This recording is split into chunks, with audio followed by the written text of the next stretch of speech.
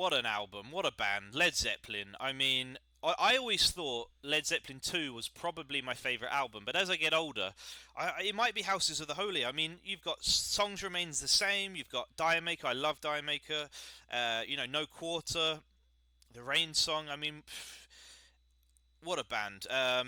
Here's a question. Do you think, had John Bonham not died, do you think Led Zeppelin's legacy might not have been the same. You know, when a member dies, it kind of solidifies their status, right, as legendary. And would they have gone on to just? I mean, their last two albums they done, Coda and I forget the name, something to do with a door in through the outdoor or something like that. I think it was called. They weren't their best albums, and would they have just done the Rolling Stones kind of route where they just do 20 years of, mediocre, just, the odd good song here and there, but not really doing much? Would they have been like a Deep Purple where they're just constantly replacing their band members? I really respect when a band says, no, when a band member dies and they just say, that's it, we're done, we're off. I think what Brian May's doing with Queen is just ridiculous, though. It's not Queen. I don't understand it.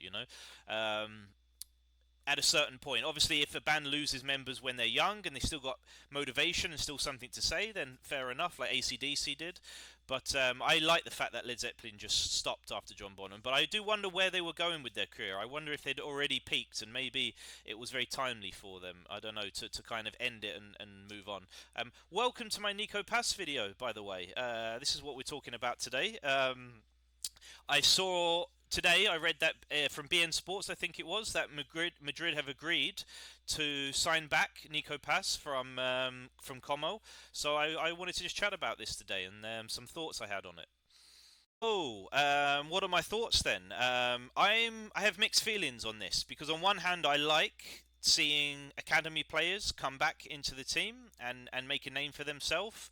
But on the other hand, I'm not sure he's the kind of profile that we need. But let's talk about that. I mean, first of all, who is Nico Paz? If you watch this channel, I'm guessing you're a Madrid fan, so you probably know who he is. Although I did have a Barca fan comment on a previous video, so I don't know who's watching these videos. Probably no one. I did say recently that I'm going to be pumping out lots of videos. I didn't say they were going to be quality videos,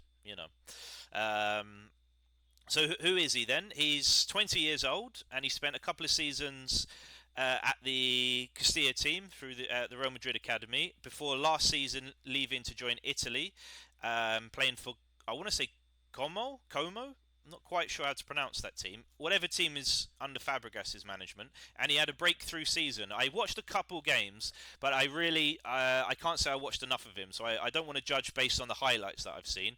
But I went on who scored, and I've got some stats here. So he played 35 games, of which 30 of them were starts, which is quite important. It shows that he wasn't just coming off the bench. And a couple of key stats here I found. First is that he delivered the most passes into the penalty area of any player of playing for Como, of course, and he also attempted the most take-ons, 135, and that is how I think of him in my mind. If I remember him at Real Madrid, he's the attacking midfielder. He's a number 10, and this is the problem I've got because we've already got Jude, we've already got Gula, we've already got Rodrigo, really, and Brahim. These are kind of all could be number 10s, and I just worry that he's going to come back and sit on the bench for this season when he could be developing for another season in Italy, because we do have a buyback option on him, so we can get him back next season if we want, and even the season after that. And he's only 20, so I don't think he needs to be rushed back. But the reason I have mixed feelings is because also legends like Messi, Toni Kroos, they've all praised this guy and said he's very talented. And the goal he scored against Napoli in the Champions League, it was a bit fortunate, but the fact that he had the confidence to take that on was very impressive. And then in typical Ancelotti style, we didn't see him again for the rest of the season. But so I'm reserved because first of all, from the way he plays the game is what we need. I'm going to show you here the current midfielders that we've got in our team. We've got our midfielders here from the current season. Look how happy Camavinga is. Look at his face. And Valverde as well. They love being here. He's trying to be a bit cool, I think, Jude. But so these are our current midfielders, of course. Luka will be leaving, but going into next season, we've got Jude, we've got Camavinga, we've got Valverde, we've got Tchouaméni, Gula, and Ceballos. I mean, what a lovely mix of races there, isn't that? We've got everyone covered. We've got two white guys, we've got two black guys, we've got Jude, mixed race. We've got Gula of Arabic descent, being Turkish. We've got no Asians, but maybe one day. Don't I just talk shit on these videos, don't I? I mean, I can't promise my videos will ever be good, but I can promise I'm not going to go serious on you guys. It should be. Isn't it annoying when you're watching football YouTubers or pundits or football players, and they're so serious, they get so political, it's football. Relax, have fun.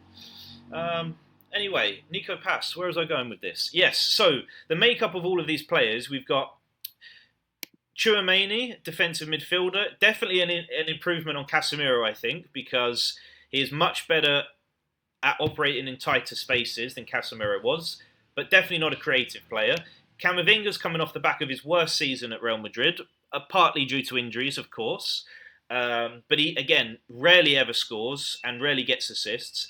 Valverde, probably my favourite player in the Madrid team. Now Modric is gone. But the one criticism I've got of him is he plays it safe too often and he doesn't look up enough.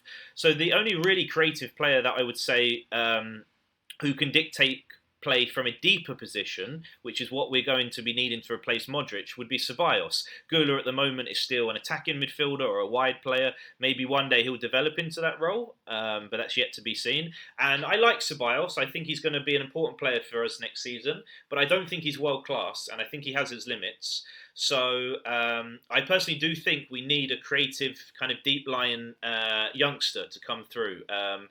In the mould of it, if you remember, there was a Bayern Munich midfielder. I think his name was Alexander Pavlovich, if I remember. I remember like last season seeing him play a few games and being really impressed with him. I think he then got an injury, so I don't know what.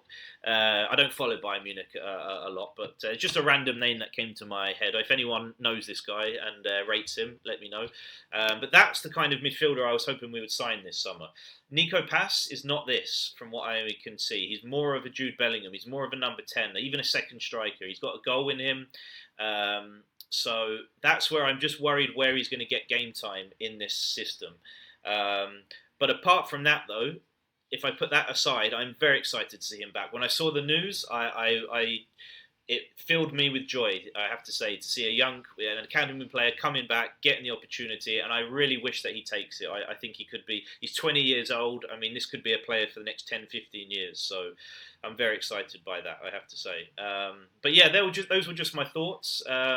I'll end the video here because I don't want to ramble on. Thanks for watching. See you soon.